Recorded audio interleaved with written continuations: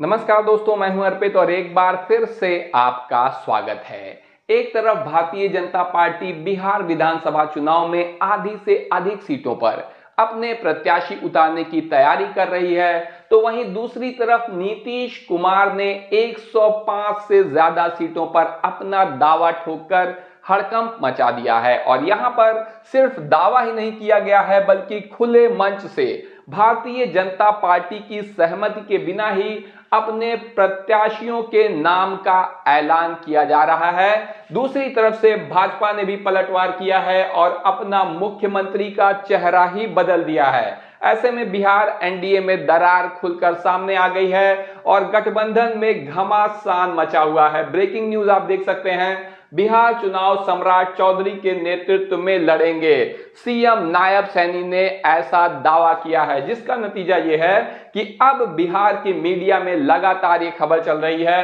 कि नीतीश कुमार नहीं बल्कि सम्राट चौधरी होंगे एनडीए की तरफ से मुख्यमंत्री का चेहरा। और अब सवाल यह भी उठाया जा रहा है कि क्या अमित शाह ने वक्फ कानून पर नीतीश कुमार का सपोर्ट धोखे से लेने के बाद अब उन्हें रिटायर करने का प्लान बना लिया है, उन्हें रिटायर करने जा रहे हैं, क्योंकि नीतीश कुमार ने भी अब पलटवार कर दिया है। तो ये सब कुछ हम आपको बताएंगे, लेकिन सबसे पहले आप न्यूज 18 की ये खबर देखिए कि हरियाणा के सीएम नायब सैनी का बड़ा बयान, बोले सम्राट चौधरी के नेतृत्व में एनडीए लड़ेगा बिहार चुनाव। सीएम फेस पर एक बार फिर से बिहार में घमासान मच चुका है। ऐसे में नायब सैनी जो कि हरियाणा के मुख्यमंत्री हैं, यहां गुरुग्राम में एक प्रोग्राम हो रहा था जिसमें बिहार के महत्वपूर्ण भारतीय जनता पार्टी के नेता सम्राट चौधरी भी पहुंचे थे और यहां पर ऐलान किया गया कि इनके चेहरे पर ही बिहार में चुनाव लड़ा जाएगा। वहीं दूसरी तरफ नीतीश कुमार की पार्टी अलग ही संघर्ष कर रही है।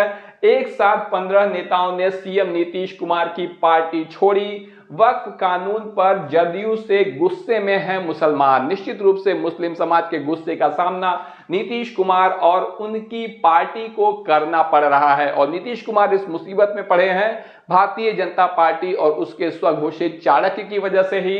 और अब आप देख सकते हैं कि वक्फ बिल के बाद भाजपा ने अपनी रणनीति बदल दी है। जब से वक्फ बिल कानून बना है और जदयू में इस्तीफों की झड़ी लगी हुई है, तब से लगातार भाजपा के दिग्गज नेताओं की तरफ से नीतीश कुमार को रिटायरमेंट प्लान ऑफर किया जा रहा है। एक के बाद एक नेता सामने आते हैं और इस तरीके के रिटायरमेंट प्लान देते हैं। अश्विनी चौबे का नाम भी अब इस लिस्ट में जुड़ गया है। आपको बता दें, बिहार के पूर्व केंद्रीय मंत्री भी रह चुके हैं बिहार से। ये बिहार भाजपा के महत्वपूर्ण नेता हैं और इन्होंने कहा है कि नीतीश कुमार को उप प्रधानमंत्री बनाया जाना चाहिए। तो अश्विनी चौबे का ये बहुत ही बड़ा बयान है। आप इंडिया टीवी की ये खबर भी देख सकते हैं इस बारे में कि नीतीश कुमार को उप प्रधानमंत्री बनाया जाना चाहिए।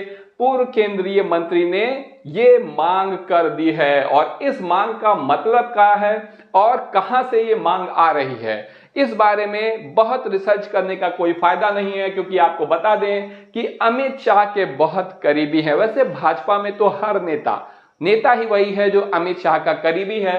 तो ऐसे में अश्विनी चौबे भी नीतीश कुमार के खिलाफ अगर ये बयान दे रहे हैं, उनके रिटायरमेंट का प्लान ला रहे हैं, तो किसके इशारे पर ला रहे होंगे, बहुत सोचने वाली बात नहीं है। आप नवभारत टाइम्स की ये रिपोर्ट भी देख सकते हैं, क्योंकि ये सवाल सिर्फ मैं नहीं पूछ रहा हूं। बीजेपी ने नीतीश को ऑफर किया रिटायरमेंट प्लान, तिलमिलाई जेडीयू ने झट से मीडिया में आकर दे दिया तगड़ा बयान। तो इस खेल को जेडीयू भी समझ रही है और मीडिया में आकर पलटवार किया गया है जेडीयू की तरफ से भी। आप देखिए, बिहार बीजेपी की ओर से ये ऑफर आने के बाद, अश्विनी चौबे का बयान आने के तुरंत बाद जेडीयू के प्रवक्ता नीरज कुमार ने साफ किया कि गृह मंत्री अमित शाह कह चुके हैं कि नीतीश कुमार के नेतृत्व में 2025 का बिहार विधानसभा चुनाव लड़ा जाएगा। तो ऐसे में यह बात बिल्कुल शीशे की तरह साफ है, बिल्कुल सच है कि अमित शाह ने बिहार जाकर नीतीश कुमार को मुख्यमंत्री का चेहरा घोषित किया था, मंच से,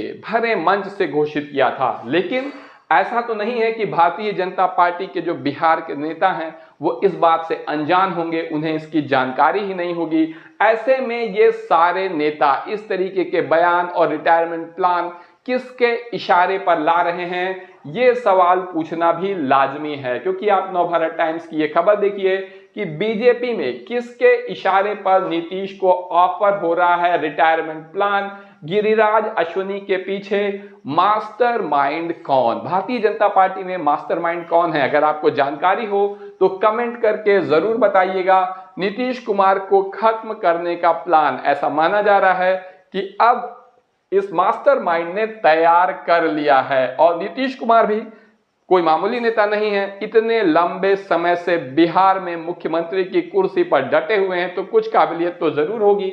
उन्होंने भी इस खेल को भांप लिया है और न केवल खेल को भांप लिया है बल्कि पलटवार भी कर दिया है। आप देख सकते हैं एक्शन में सीएम नीतीश कुमार अचानक पहुंचे इन मंत्रियों के घर, सियासी हलचल तेज हो चुकी है। बिहार विधानसभा चुनाव के ठीक पहले बीजेपी को झटका देने की तैयारी में है नीतीश कुमार और सीट के बंटवारे पर अब यहां पर पेंच फंसने जा रहा है, इसमें कोई शक की बात नहीं है। क्योंकि आप देख सकते हैं कि नीतीश कुमार ने तो इसकी तैयारी कर ही ली है, लेकिन जीतन राम मांझी ने एक कदम आगे बढ़ते हुए पहले ही खेल कर दिया है। और खेल भी कोई ऐसा वैसा नहीं है, आप न्यूज नेशन की ये खबर देख सकते हैं। जीतन राम मांझी ने बढ़ाई नीतीश बीजेपी की टेंशन, भरे मंच से करने लगे प्रत्याशियों का ऐलान, 30-40 सीट पर लड़ेंगे चुनाव। इन्होंने पूर्णिया जैसी महत्वपूर्ण और भी अन्य सीटों पर न केवल ये कहा कि हम चुनाव लड़ेंगे, हमारी पार्टी लड़ेगी, बल्कि अपने प्रत्याशियों के नाम का ऐलान भी कर दिया है। वहीं दूसरी तरफ चिराग पासवान बिहार विधानसभा चुनाव में 50 सीटों पर ठोकेंगे दावा, आगे और बढ़ सकती है डिमांड। आपको बता दें कि बिहार विधानसभा में कुल 243 सीट है, ऐसे में 105 से ज्यादा सीट पर नीतीश कुमार लड़ेंगे और 50 सीट पर लड़ेंगे चिराग पासवान, 30 से 40 सीट पर लड़ेंगे जीतन राम मांझी।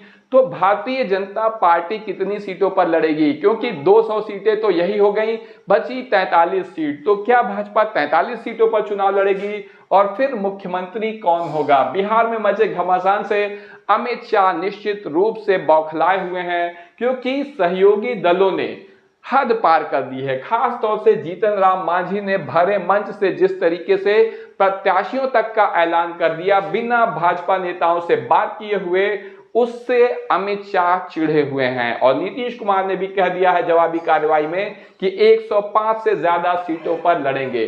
जीतन राम मांझी ने ऐसा क्यों किया, आप देख सकते हैं। उन्होंने कहा है कि एनडीए को औकात दिखाएंगे जीतन राम मांझी, बोले झारखंड दिल्ली वाला धोखा बिहार में नहीं चलेगा। यानी जीतन राम मांझी बिल्कुल फ्रंट फुट पर खेल रहे हैं, आग उगल रहे हैं और उन्हें 40 सीट से कम कुछ भी मंजूर नहीं है। वहीं दूसरी तरफ क्या नीतीश कुमार बिहार विधानसभा चुनाव के बाद समाप्त हो जाएंगे, क्योंकि भाजपा के मास्टरमाइंड तो इसी तैयारी में लगे हैं। इस पूरे मामले में आपकी जो भी राय हो कमेंट करके जरूर बताएं। वीडियो को लाइक करिए, चैनल को सब्सक्राइब करिए और अपने दोस्तों के साथ शेयर करना ना भूलिए। धन्यवाद।